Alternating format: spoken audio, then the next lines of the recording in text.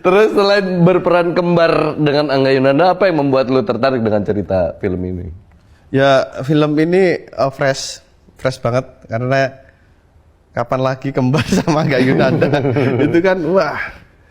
Itu rambutku dihitemin mas, rambutku dihitemin. Terus aku biar kembar tuh kita ada pelatihan yang mengamati gestur satu sama lain. Jadi gestur kita itu disama-samain terus.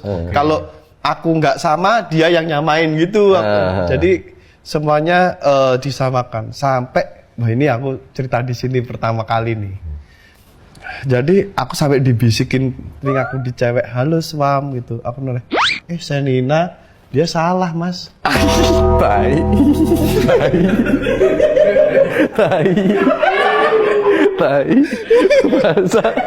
Masa Senina sampai salah ngeliat suaminya. Aku bukan Angga, bilang gitu.